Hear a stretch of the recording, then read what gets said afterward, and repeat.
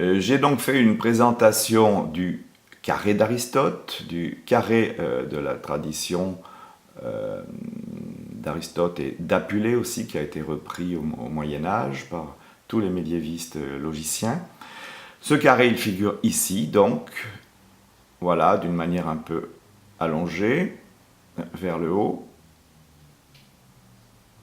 Il est bien évident que la façon que j'avais eu, moi, de présenter dans ces graphiques des figures indiquant des types de quantités, avec une coloration particulière de petits ronds ici, il est bien évident que ça laissait en réserve la possibilité d'imaginer une quantité particulière, quantité dont n'a jamais parlé Aristote ni tous ses successeurs médiévaux. Et cette quantité, la première qui nous apparaît comme une évidence, c'est la quantité partielle, la partie partielle. Alors cette partie partielle, elle figure ici, elle est très compréhensible sur le schéma. Dès lors que cette partie partielle apparaissait dans ce diagramme des quantités, il était tout à fait logique de faire intervenir aussi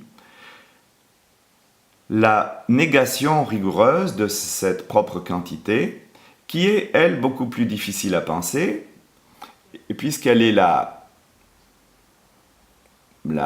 disjonction de deux quantités qui sont le tout et le rien.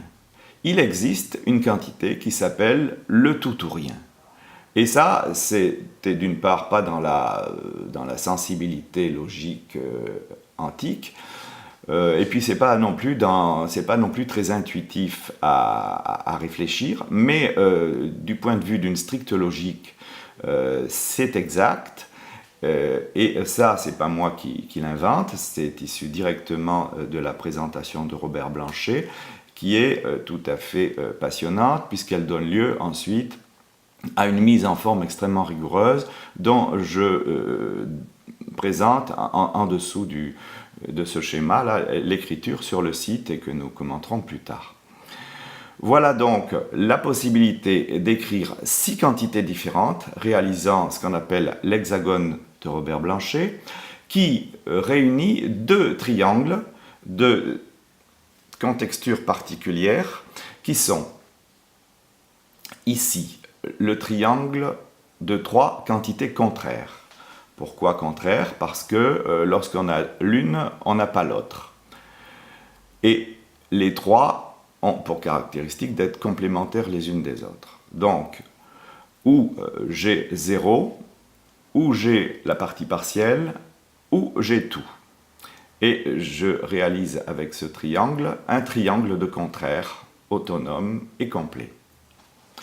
Mais en opposition de phase absolument avec ce triangle-là, il existe un second triangle qui concerne, on va dire, les figures dont une seule partie est non colorée, cette fois-ci. On le voit ici, pas tout, exclusion de la partie partielle, pas 0. Ce triangle est un triangle non pas de contraires, mais de subcontraires, c'est-à-dire de quantités dont la négation ne peuvent pas être vraies ensemble. C'est la définition donc aristotélicienne aussi, traditionnelle, des subcontraires. Voilà.